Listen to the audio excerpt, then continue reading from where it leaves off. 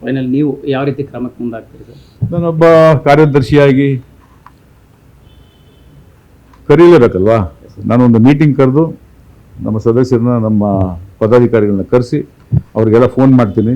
ಅವರೆಲ್ಲ ಯಾವ ರೀತಿ ಇದಕ್ಕೆ ಸ್ಪಂದಿಸಬೇಕು ಅಂತ ಹೇಳ್ತಾರೋ ನಾನು ಅದನ್ನು ಖಂಡಿತವಾಗ್ಲೂ ಸ್ಪಂದಿಸ್ತೀನಿ. ಒಳ್ಳೆಯ ಒಂದು ವಿಷಯನ ಇದನ್ನು ಎಲ್ಲೋ ಒಂದು ಬೆಂಕಿ ಎತ್ಕೊಂಡು ಊರ್ದು ಅದರಲ್ಲಿ ನಾವೆಲ್ಲ ಬೆಂದು ಸಾಯೋದು ಬೇಡ ಅನ್ನೋ ಉದ್ದೇಶ ನಮ್ದಷ್ಟೇ. ಯಾವಾಗ ಅನ್ನೋಂಥ ಪ್ಲಾನ್ ಏನಾರು ಸರ್? ಏನಿದೆ ಇವಾಗ ಇಮಿಡಿಯೇಟ್ ಆಗಿ ಕಲಾವಿದರನ್ನೆಲ್ಲ ಕರಿಬೋದು. ಈಗ ನೋಡಿ, ಕಲಾವಿದರನ್ನೆಲ್ಲ ನಾನು ಇಮಿಡಿಯೇಟ್ ಆಗಿ ಬಾ ಅಂತ ಯಾರು ಬರೋಕ್ಕೆ ಆಗೋದಿಲ್ಲ. ನಾನು ನಿರ್ಮಾಪಕರನ್ನು ಯೋಚನೆ ಮಾಡ್ಬೇಕಲ್ವಾ. ಎಲ್ರಿಗೂ ಶೂಟಿಂಗ್ ಡೇಟ್ ಕೊಟ್ಟಿರ್ತಾರೆ, ಎಲ್ಲ ಶೂಟಿಂಗ್ಗಳು ನಡೀತಾ ಇರುತ್ತೆ. ಅವ್ರು ಯಾರ್ಯಾರು ಇರ್ತಾರೆ ಬರಲೇಬೇಕು ಅಂತೇನಿಲ್ಲ, ಅವ್ರವ್ರು ಹೇಳಿಕೆ ಕೊಡ್ಬೋದು ನನಗೆ ಬಂದಾಗ. ಯಾಕಂದರೆ ಎಲ್ಲರೂ ಶೂಟಿಂಗ್ ನಿಲ್ಸಿ ಬರೋಕ್ಕಾಗೋದಿಲ್ಲ, ಅದು ನಾನೇ ಒಪ್ಪೋದಿಲ್ಲ. ಶೂಟಿಂಗಲ್ಲಿ ಯಾರ್ಯಾರು ಇರೋಲ್ಲ ಅವ್ರನ್ನೆಲ್ಲ ಬನ್ನಿ ಅಂತ ಹೇಳ್ತೀನಿ. ಶೂಟಿಂಗ್ ಇದ್ದವರು ಸ್ಟೇಟ್ಮೆಂಟ್ ಕೊಡಿ ಅಂತೀವಿ, ಏನು ಇದಕ್ಕೆ ಸ್ಪಂದಿಸಬೇಕು ಹೇಳಿ ಅಂತ. ನನಗೂ ಒಂದು ಅವರೇ ತಾನೇ ಹೇಳಬೇಕು, ಸರ್ ಹಿಂಗೆ ಮಾಡಿ ಸರ್, ಈ ಥರ ಕೊಟ್ಟಿದ್ದಾರೆ ಅಷ್ಟೇ, ನೀವು ಹಿಂಗೆ ಮಾಡಿ ಸರ್ ಅಂತ ಹೇಳ್ಬೇಕು ಅವರು. ಆದರೆ ನಾನು ಖಂಡಿತವಲ್ಲೂ ಹೇಳ್ತೀನಿ. ನಾನು ಈ ಘಟನೆ ಆದಾಗ ನಿಮ್ಮನ್ನ ಯಾರ ಸಂಪರ್ಕ ಮಾಡುವಂಥದ್ದು ಸರ್, ಅಥವಾ ನೀವು ಯಾರನ್ನಾರು ಸಂಪರ್ಕ ಮಾಡುವಂಥದ್ದು ಏನಾರು ಆಯ್ತಾ? ನನಗೆ ಬರೀ ಮೀಡಿಯಾದವ್ರು ನೀವೇ ಸಂಪರ್ಸ್ತಾ ಇರೋದು, ಯಾರು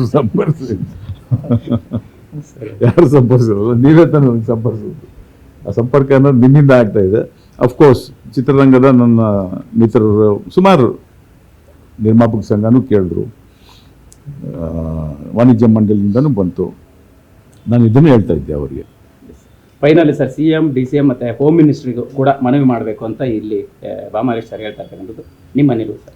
ಸರ್, ಫಸ್ಟು ನಮ್ಮ ಮನೆಯಲ್ಲಿ ಹತ್ತಿರೋ ಬೆಂಕಿನ ನಾವು ಆರಿಸ್ಕೊಳ್ಳೋದಕ್ಕೆ ಪ್ರಯತ್ನ ಪಡ್ತೀವಿ. ಆಗಲಿಲ್ಲ ಅಂದರೆ ಖಂಡಿತವಾಗ್ಲೂ ಪಾಪ ನಮಗೆ ಸರ್ಕಾರ ಆವತ್ತಿನ ಸ್ಪಂದಿಸ್ತಾನೆ ಇದೆ. ಅದರ ಎರಡನೇ ಚಿತ್ರರಂಗದಿಂದ ಇಂಥ ಯಾವುದಾದ್ರೂ ಒಂದು ಬೇಡಿಕೆ ಇಟ್ಟಾಗ CM ಆಗ್ಬೋದು, DCM ಆಗ್ಬೋದು, ಪರಮೇಶ್ವರ್ ಅವರಾಗ್ಬೋದು, ಹೋಮ್ ಮಿನಿಸ್ಟರ್ ಆಗ್ಬೋದು, ಎಲ್ಲರೂ ಸ್ಪಂದಿಸ್ತಾ ಇದ್ದಾರೆ ಆವತ್ತಿಂದನೂ. ಸೊ ಖಂಡಿತವಾಗ್ಲೂ ನಮ್ಮ ಕೈಲಿ ಆಗ್ತಾ ಇಲ್ಲ ಸರ್, ನಮಗೆ ನೀವೇ ಇದನ್ನು ಸರಿಪಡಿಸ್ಕೊಡಿ ಅನ್ನೋ ಸಿಚುವೇಶನ್ ಬಂದಾಗ ಖಂಡಿತವಾಗ್ಲೂ ನಾವು ಎಲ್ಲರೂ ಸೇರಿ ಹೋಗಿದೆ ಅವ್ರಿಗೆ ಮನವಿ ಕೊಟ್ಟೇ ಕೊಡ್ತೀವಿ ನಾವು.